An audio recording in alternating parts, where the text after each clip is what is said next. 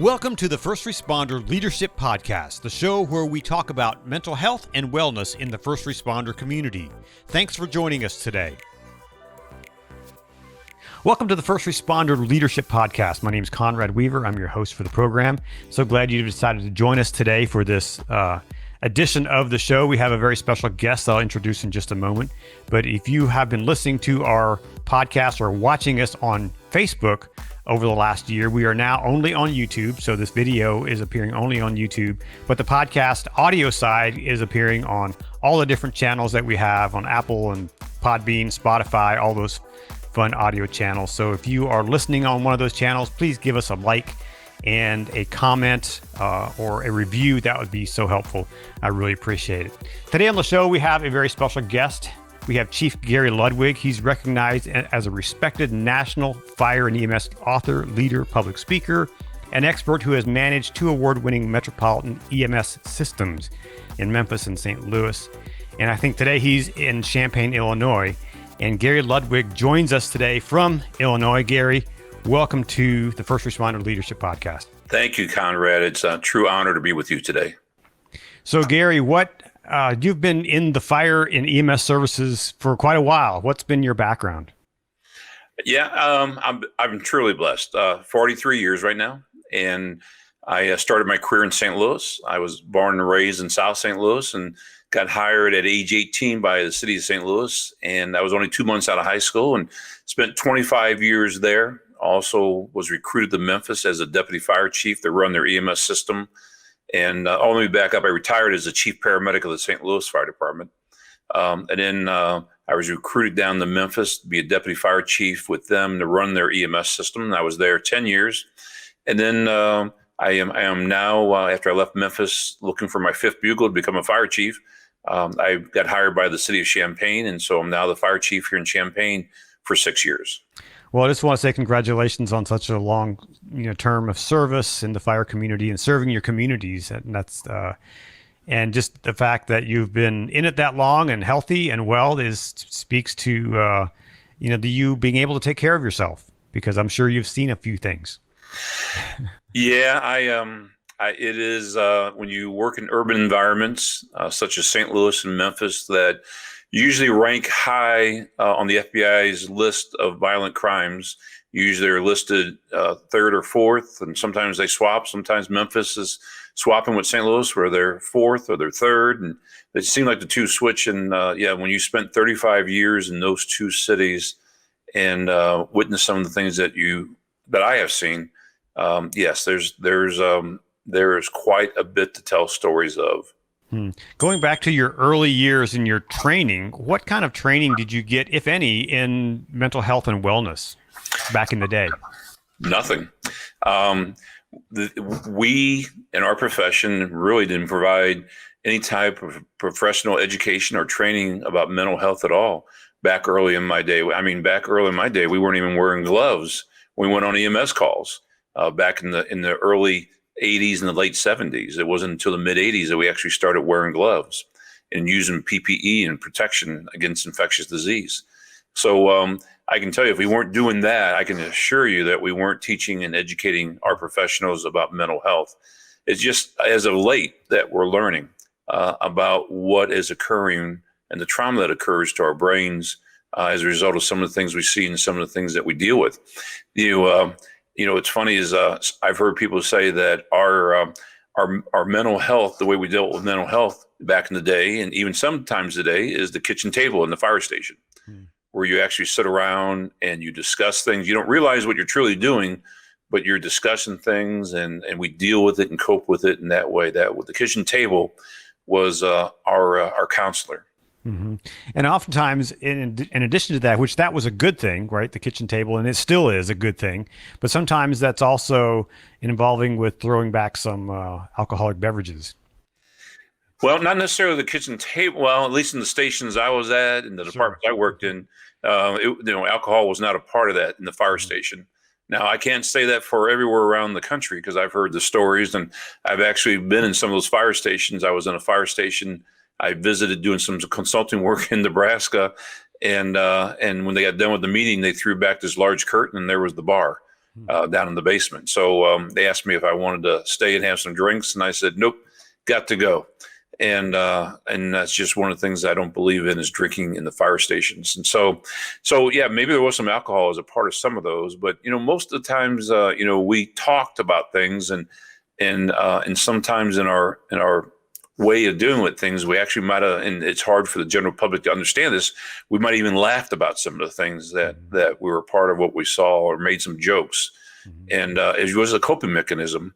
Sure. And a lot of the general public would be probably, they would just be shocked at that. But that's just some of the ways that we dealt with things. And was that the right way? I don't know. I think there's a more professional approach to how we deal with mental health in the fire and EMS service now.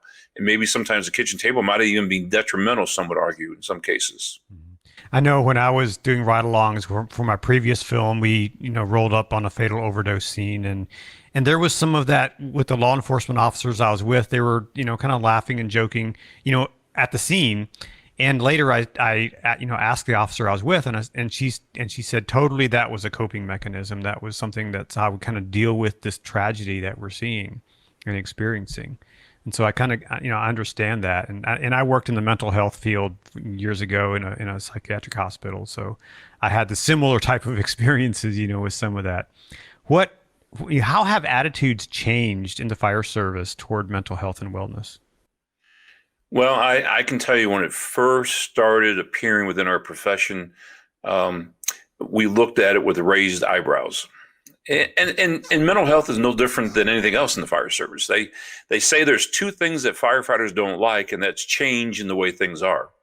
And so as a result of bringing mental health into our profession, we were even more skeptical, because there is a certain stigma. There's a certain air about who a firefighter is, and there's a stereotype of who they are, and it's a person who's tough, that is resilient, that can face anything that comes their way.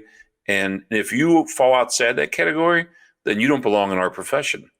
And so not only did we look at it with a raised eyebrow, but we even raised our eyebrows even higher because of the skepticism that it went against the stereotype and the stigma of who we were. That was early on, Conrad. I think we have made tremendous inroads, and it has been through education of what this is all about. And the more and more our brothers and sisters in the fire service embrace this, the more and more those that came on board, if you didn't embrace it, the issue that's centered around mental health, that you would be left standing outside the circle. And so I think we have a tremendously a greater amount of acceptance now on mental health issues within the fire service and how to deal with those. Mm-hmm. In your personal experience, what did you do personally to prepare yourself or to keep yourself healthy during those times of critical incidents?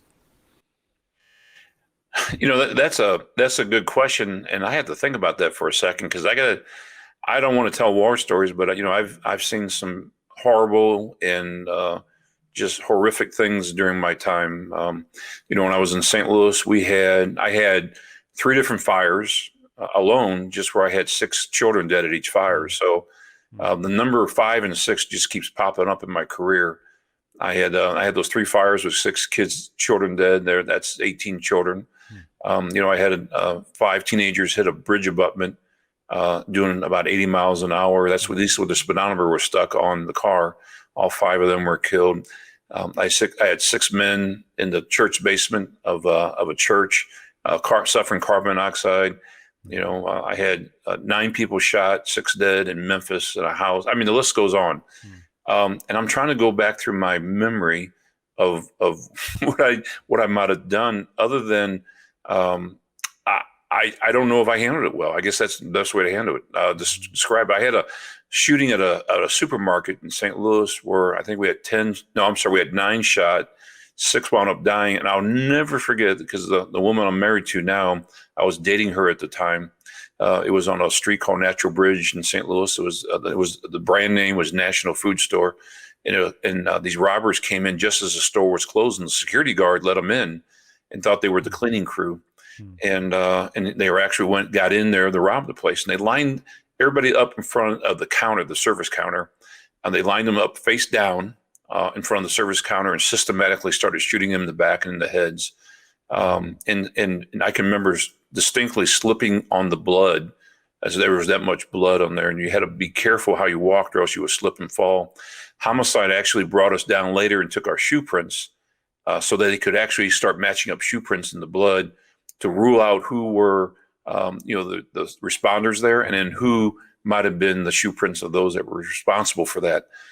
So where I'm going with my story is I'll never forget the next day, the woman I was dating, who is now my wife. It was the next day, and I'm laying on a lake on these floaties with her. And I'm telling you, Conrad, I'll never forget, is like someone took a hammer and hit me in the head, and it just like a shock. Like I said, do you know what I saw yesterday, what I dealt with? And I couldn't stop talking about it. I had another incident in St. Louis on, I think it was on Reber Place. And I think it was a 4900 block of Reber Place, that this woman shot her 3 little girls in the head. One was 1, 3, 5, and 7. And for the mere fact she told our dispatcher that she was just tired of taking care of them. And they were all scattered about the apartment. And I'll never forget looking at that one little girl with her blonde hair, and she looked exactly like my daughter. And I didn't deal with that well, but we didn't have any mechanism for dealing with it. And so back then, I just had to deal with it. So when you asked me the question, how do you deal with it? Nobody educated me. Nobody taught me. These are the issues you need to look for. These are the things that you might experience. These are the things that you need to get help for. And so when you asked me how I dealt with it, I had to struggle with answering that question, because I don't think I did deal with it. Because you just continue to exist. You continue to live after that. What do your people experience now in training that you wish you would have had back then? Peer counseling. I'll tell you, when I was in Memphis, we had an EAP program, employee assistance program, and we had counselors, and it was a contractual thing with the city. Same thing with St. Louis. But my firefighter paramedics would come back to me and tell me I went to the EAP program, and I had the counselor crying. By the time I got done, they were crying, and we began to realize that the things that we see and the things that we're part of, that the people who are involved in normal counseling, they're not prepared to deal with us. Who is prepared to deal with us is our peer counselors, our fellow firefighters who have been trained to be able to come in and have an intervention with us and deal with us. And it seems, and we have a program here at the Champaign Fire Department, one of my lieutenants put it together, and he went to Chicago, studied what they're doing in Chicago. He wrote it with the battalion chief up there that started that program. He's worked with the individual that runs the program at the FDNY, the New York Fire Department. He dealt with a chief officer out of, I think, Miami on their program, and he learned all that, and he came back here and he set up this program here at the Champaign Fire Department. And we have multiple firefighters in our department that are trained as peer counselors. And so as a result of that, it is people that understand what I've seen, what I've been a part of, what I've had to deal with, and the things that I'm going to experience and the things I'm going to have to deal with after the event, that they've been there and done that, and they're trained to teach me how to get through that. And obviously it's an anonymous program, so I'm never told who reaches out to them. I'm never told what happens, but I had an opportunity to watch firsthand how they responded to an event. I had an employee sitting in my office, and unfortunately, I had to remove him from a testing process because he was caught cheating. And I had the union in here, and after we were all done, the union left, and he stayed in the seat across from me. And he said to me, "My wife is worried about me because I'm thinking about offing myself." And I said, I had to confirm, "What did you just say?" He says, "I'm thinking about killing myself." I says, "You stay right where you're at." And I immediately activated our peer team, and they were here. Oh my gosh, Conrad, I would say within 10 minutes, the first person arrived. They swept in, they dealt with that issue, they did an intervention. They professionally handled that, got him the help he needed to get through. And it's not always, as I just described, some traumatic event on a scene somewhere where there's a death or something else that horrific has happened. That was a tremendous amount of embarrassment for him to the department that he was caught cheating, had to be removed from the test. That's the stress that he was dealing with that day. And it might be coupled upon something he dealt with the day before, maybe a death or some other horrific event. And, it's been described to me, and I'm sorry for rambling on, but it's been described to me as filling up the glass. That it might not be one event as you put water in the glass, but eventually you keep adding water into that glass, and guess what happens? It overflows. So that might have been the trigger event for him, but my peer counselors, my peer team swept in here, did an immediate intervention with him, got the help he needed.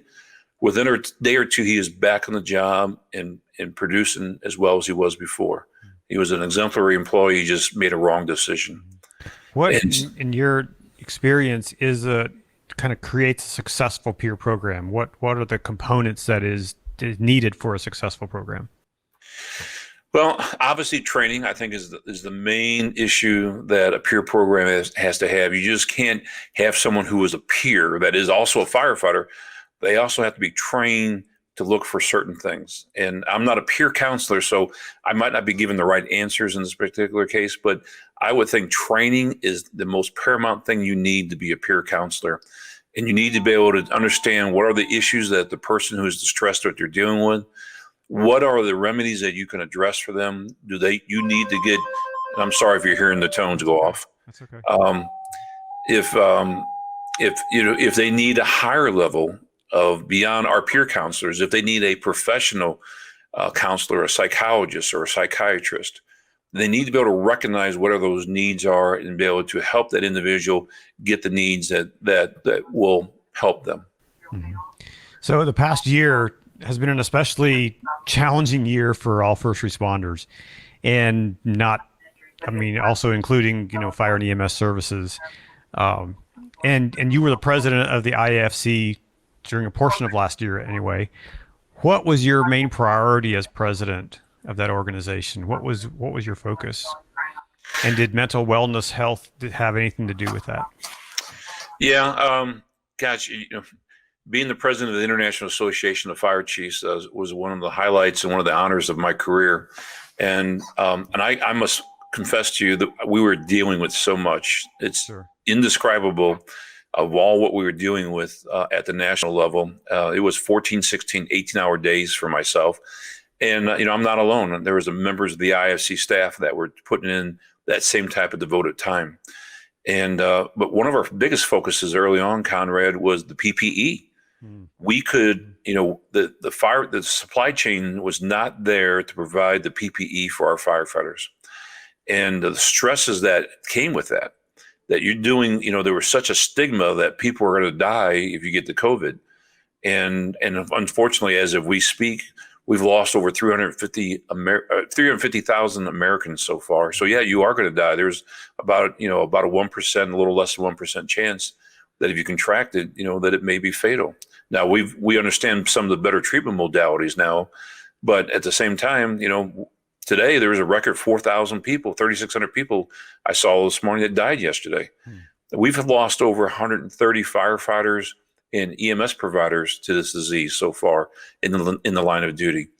There's a lump in my throat and in my stomach every time that you might have heard the bell just go off here, that they're going on a medical call and the dispatcher announces that the person has COVID symptoms or is COVID positive. And that means my professionals, my firefighters are walking into that environment. And back then, in the early days, they didn't have the proper PE. They did here, but in other places around the country, they did not. And we had supply chain. So that was my biggest focus back then, was to get the proper PE, the proper funding to these fire departments that had to buy. Their budgets were deficit. They were decimated as a result of overtime and quarantining firefighters. In fact, firefighters that had been infected, the supplies, the extra supplies they had to buy, disinfectant for the stations, the extra supplies, even for as we bought here in Champaign, electrostatic sprayers, so we could actually clean our fire stations and our apparatus every day.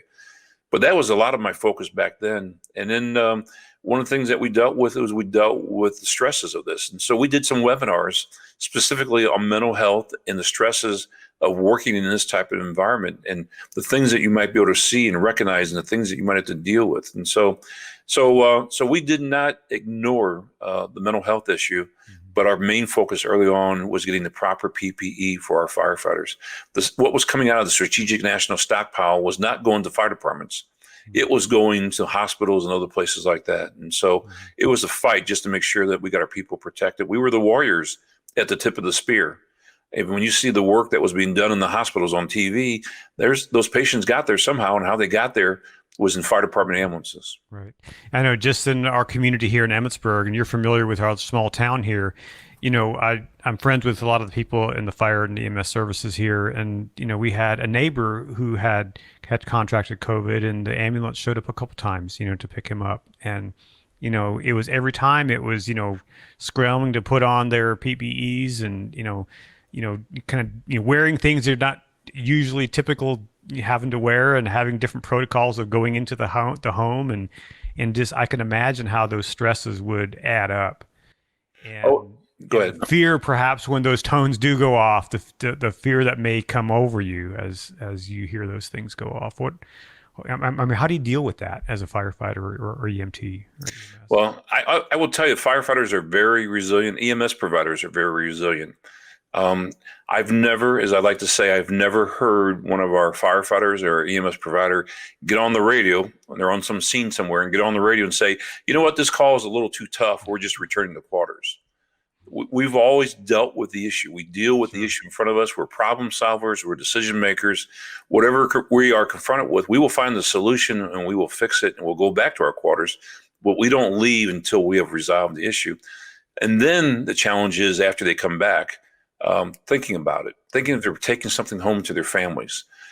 They might have got infected, and we can't see it. It's not like it's a stain, a purple stain on your arm, or that all of a sudden, something like a turkey that's done in the oven where the little popper pops out that you have something.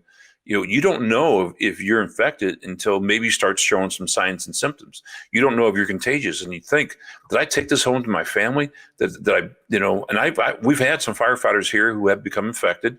And there was one firefighter that did not know he was contagious until the symptoms showed up. And he was so worried, he went over to see his mom, and he had hugged her. And, his mom was elderly, and those that are elderly don't do well with COVID. And so he was so much not worried about himself, but his mother. Those are the stresses that we're seeing among our firefighters right now. And not only about themselves, but did they take it home to their family?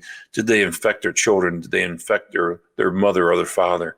I just had a firefighter here who lost his mother and his father to COVID within weeks of each other. Wow. And they were at an assisted living facility. And so, the stresses, then think about him then having to go out on COVID calls. So all those things factor into this. And so these are all things that we have to educate our firefighters about. But the important thing is we did early on was make sure and fight for their PPE to get the proper funding, and make sure these states were providing PPE to our firefighters.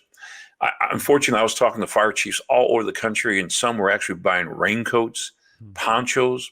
One even bought trash can liners to try to protect their people. So at least they were, because we didn't know much about the disease back then. And so, is it airborne? We were hearing it stays in the air for 2 to 3 hours after someone breathes, and just all the stories that were going on, and trying to deconflict the information that was coming out. But our main focus early on was to fight for the PPE for our firefighters, and protect those that are at the tip of the spear. How did going through a year like we did, not only as a fire chief in your local community, but as a leader for the national or the international fire chiefs, how did your leadership change or shift? My personal leadership? Right. I don't think my personal leadership changed, because I have a philosophy of servant leadership. And that is that I serve others before myself. I learned a long time ago that the higher you move up within the ranks of the fire service, that it is no longer about you, it is about others. And I preach continually about the fact that I'm at the bottom of the organizational chart, and my firefighters are at the top of that organizational chart.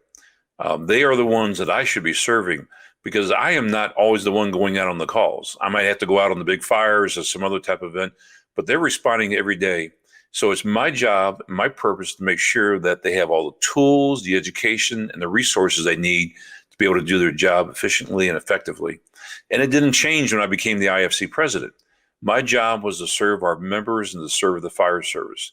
We have over 13,000 fire chiefs that are members of our association. And so it was so important that I serve them and make sure by either dealing with Congress or dealing with people at the White House or dealing, as we did, with people at the Department of Homeland Security, or when I dealt with the FEMA administrator, that I'm serving not myself, but serving the fire service and serving our members to make sure that I can get the tools and the resources and all the things they need to be able to run their fire departments. You know, in leadership, sometimes it can be a lonely position. So how do you stay connected to your members or the people that you're leading, and to be aware of what's going on, especially when it relates to mental health and wellness? So, yeah, one of the things that I am a student of, even after 43 years, is continuing to still try to learn. I'm a student of this profession. And so I talk to my peers all the time. I had a great conversation with a friend of mine who's the fire chief down in Rogers, Arkansas, just a few hours ago, Tom Jenkins. We sat on the phone and talked for an hour about all kinds of different things. And so I have a lot of those phone calls. I talked to a friend who's a fire chief outside Chicago yesterday. We caught up and talked about a lot of different things. But I'm also a student. I continually read what happens in our profession. I continually actually, look at websites. I actually have my Google alert system set up. So anytime the word fire chief appears in any type of news article or any TV story or in any type of TV or news story or television report, that I actually get an email drop once a day with all the links to those stories. And I will go through those. And if anything looks interesting, I'll read about those. So I continually stay informed. I continually talk to the professionals within our profession. You have to stay engaged. A leader that goes into an ivory tower and retracts there certainly does not exert any type of leadership whatsoever, or exhibit any type of leadership. And so it is so important. I do try to stay in touch with all those in our profession nationally. Mm-hmm. Were you, as the president of the International Fire Chiefs, were you also kind of over the wildland firefighters out in the West? And how has how have those incidents really impacted the fire service? So as the president, I'm not over them. I just want to clarify the language there. They are members of our association. So yes, we actually have a very vibrant section of the IFC that deals with wildland fire. We actually have a wildland fire conference. We operate and administrate grants from the federal government for wildland. We have the Ready Set program. I think we also have one that we administrate called Resilient Communities. We help prepare communities that are prone to wildfires. And we actually have a wildland fire committee that actually, again, advises and provides recommendations to organizations, including our board of directors. And so a lot of our members are actually engaged in the wildland firefighting out there. And so we communicate with them continually. We provide support where we can. And then as a result of, there were challenges during the COVID of the wildland fire also. So imagine, you got a base camp of all these firefighters that are doing wildland firefighting. Well, you got to practice the social distancing. You have to have the PPE, the food distribution. All those things. You could all of a sudden, you don't want to infect 400 or 500 firefighters that are at a base camp, and you got nobody to fight the fire. So we actually, part of our coronavirus task force that I put together, chaired by Chief John Sinclair out at Kittitas Valley, Washington State there. John was one of the things they started addressing and started bringing people into our coronavirus task force that was making recommendations was also wildland fires. And then we also dealt with Conrad also with the hurricanes. If you remember, we had the hurricanes that hit down south. In some places over and over again. Oh my God. Louisiana got hit, I think, 4 or 5 times with the hurricane. So think about, again, like what happened during Katrina, where they sheltered thousands and thousands of people inside, the dome there, the football stadium. Is it the Superdome? I think it's called the Superdome in New Orleans. Think about that during a COVID environment. So again, all those recommendations and all those things had to be put together, because you just can't shelter people together during COVID type of times there was a wildland fire or hurricane. And so we try to provide recommendations and best practices to our chiefs on how to deal with that. So how do you deal with leaders in local communities, maybe smaller departments, who still have kind of the old school mentality of, that kind of cliche statement now, suck it up, buttercup. How do you deal with a leader like that? Oh, well, so my experience in dealing with individuals like that is eventually you may get through to them, or eventually you just realize you're never going to get through them. And it is frustrating when people don't have an open mind. And it goes back to my statement earlier that there's two things firefighters don't like, and that's change in the way things are. And unfortunately, we have individuals that stands fast and they will not change. And I guess the best analogy I give is back in the day when we had horse-drawn apparatus, and all of a sudden they came out and said, "Hey, we got this new fangled thing. It's motorized apparatus, fire apparatus, and we want you to get rid of the horses and put the motorized fire apparatus in the station." And I got to tell you, if you go back and look at history books, Conrad, there was tremendous resistance to that. They even did studies to show that the horses were faster than the motorized apparatus, and we don't need the motorized apparatus. And because the firefighters had a relationship with their horses, they even had funerals for the horses, the fire department horses, when they died in some cases. But eventually, those individuals, net thinking, they retired, they moved on. I hate to say the word, they died out. And eventually, we went to the point where fire apparatus motorized is now an accepted practice, in the fire service. And if we were to go back to horses, people would think we were crazy. And so that's where we're at now. We're in a transition period. And I think we're towards the end of that transition period when it comes to mental health. We still may have some individuals who are resistant to that, but eventually they will move on. They will retire. And as we all do, we will eventually die out.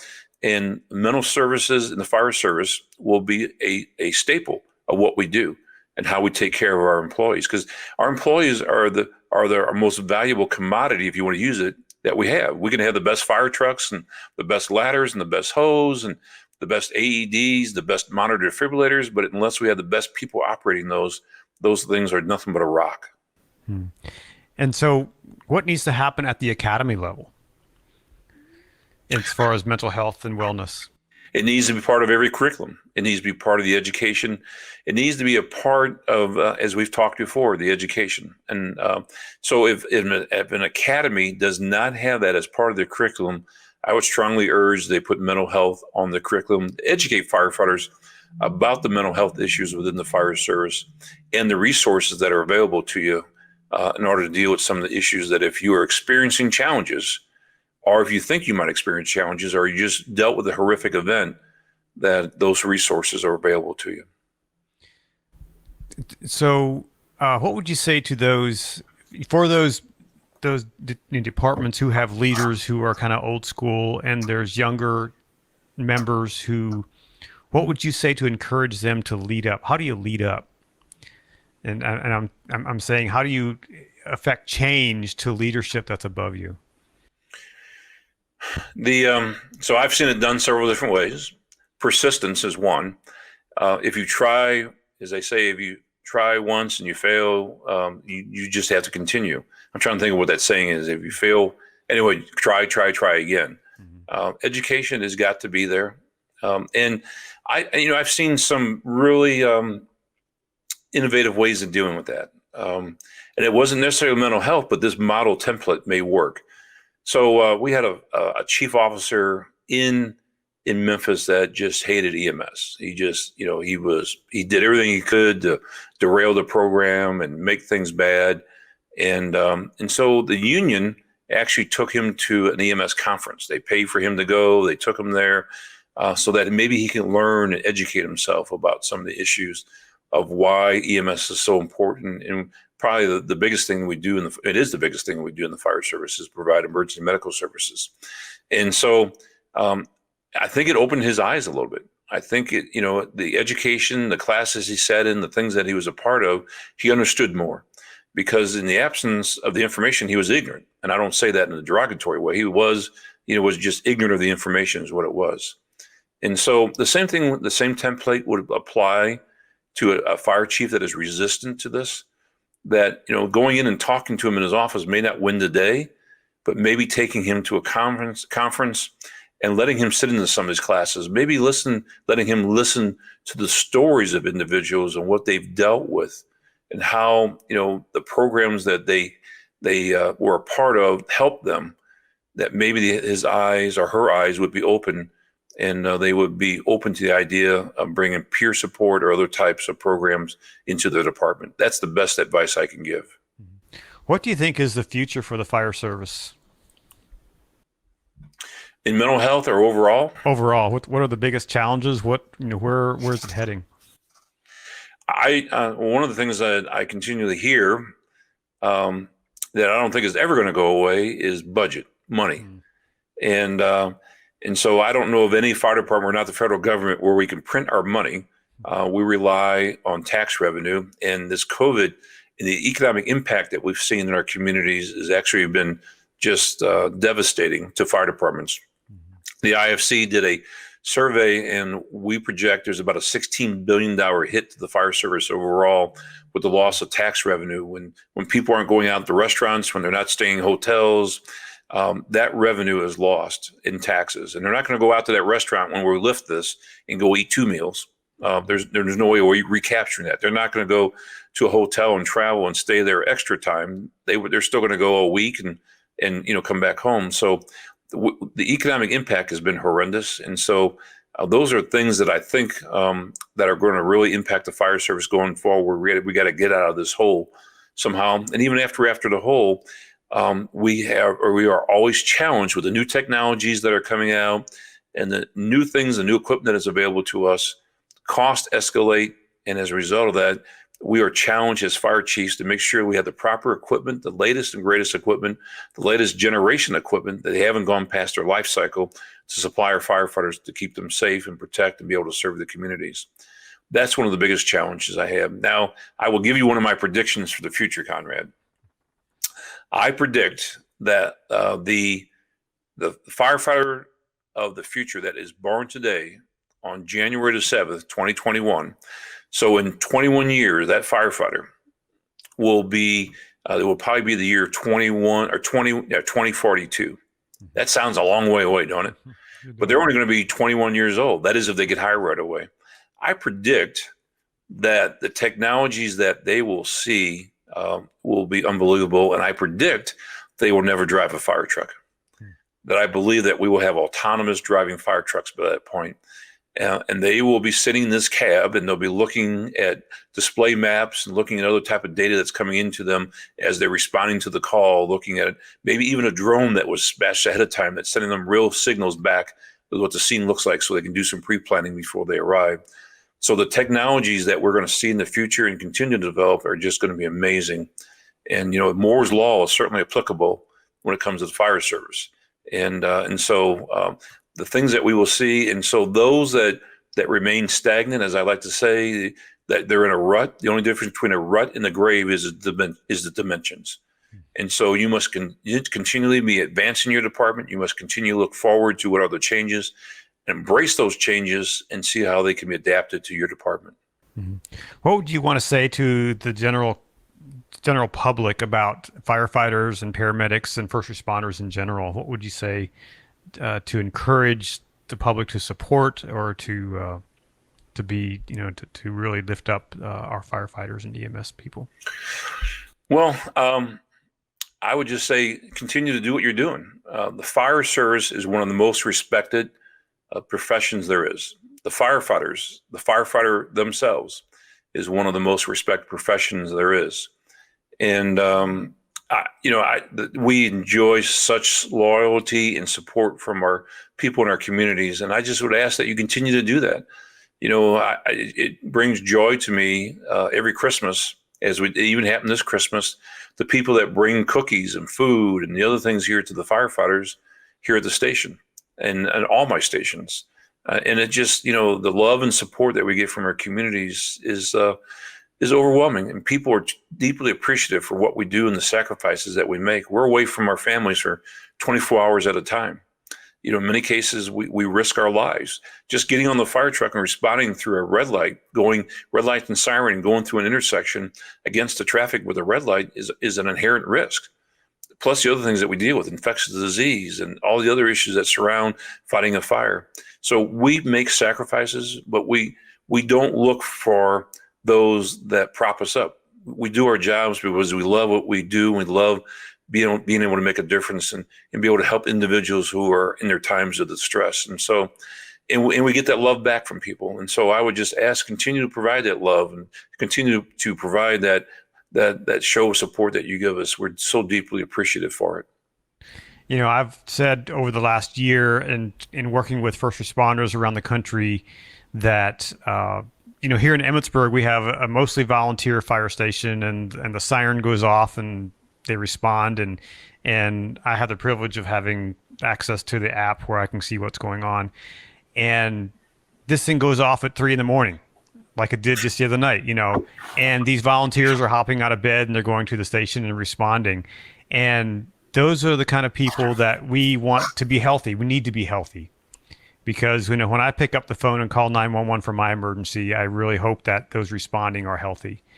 And so if there's anything that I can do as a citizen to help make a difference, then I should be doing that. And here in our Emmitsburg community, it's, they're raising money all the time for new apparatus and new equipment. And I can be a part of that. And I think we should encourage all of our citizens to be a part of that type of an experience.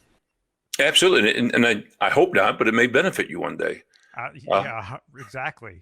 You want to make sure that when you call 911, Conrad, that apparatus starts and they have the right equipment that they have to respond to your house. So, look at it in a selfish way. It may benefit you one day, but it also helps your neighbors and those that live in your community. I had a chuckle when you said that sirens went off because I'll never forget spending one of my first nights there at the National Fire Academy back in the late 80s. And it was a cool fall night and I had the window open and that siren went off in that fire station a mile away. I'm like jumped out of bed. I go, what the heck is that? And coming from municipal departments like myself, I didn't know they had sirens on top of fire stations, and I didn't know what the heck it was. Mm-hmm. And so, and it was explained to me the next morning that was the siren on top of the fire station that they got a call. And so I had a chuckle when you said that. But you also said something that I want to hit on too when we talk about mental issues and resiliency and that sort of stuff. Staying fit is important. And firefighters, they try to stay fit. They work out all the time. I know my firefighters here, we have gyms in every one of our fire stations. And one of the things that we do is we promote, physical fitness. And so that also helps when you get the endorphins flowing through your brain. And, and I'm not a psychologist or a psychiatrist, but I've read enough to know just enough to be dangerous. But when you get those endorphins flowing through your brain, that certainly can help you deal with some of the issues that you might have seen or dealt with during your career. Yeah. Well, Chief Ludwig, it's been a real pleasure having you on the podcast today. I really appreciate your insight and your service to the communities where you serve at and to the national community of fire chiefs. I really appreciate that. Do you have any final thoughts about mental health and wellness as it relates to fire in the EMS community? I really don't, but I just want to say this. I am so honored to serve in this profession. I know the caliber of individuals that provide fire and EMS in this country. I know who they are. I've seen, you can look into their souls and see who they are and what they're about. I've watched them on scenes perform. They're walking, into someone's home at 3 o'clock in the morning that they've never met before. And they're there to do the most they can for them at such a critical time in that person's life. That may be the worst day on someone's of their life. And so it is such a profound honor for me to serve with all those individuals. And that's the caliber of who performs fire and EMS in this country. And so those that are watching this or listening to this, just remember that person that walks into your home potentially at 3 o'clock in the morning, they're there to do the most good at that particular time. Yeah. Well, thank you again for your time and thank you for your service. Thank you. It's been an honor to be with you today. You have been listening to the First Responder Leadership Podcast. Be sure to connect with us on our social media sites at PTSD 911 Movie on Facebook and Twitter and Instagram. Today's show has been brought to you by PTSD 911. the documentary film that will raise awareness, smash the stigma of asking for help, and inspire change in agencies around the country. We are looking for people who want to help us tell this story. If you are passionate about the first responder community, please make a tax-deductible donation toward the production of our film. Visit ptsd911movie.com, click on the Support This Film button, and make a donation. We're so grateful for everyone who's joined with us to help us make this film a reality. We can't do it without your support. Thank you. And we would love to have your feedback on this show. So please smash the subscribe button and go to Apple Podcasts and leave us a review. That really means a lot, and it helps more people discover the show. My name is Conrad Weaver, and we'll see you next time on the First Responder Leadership Podcast.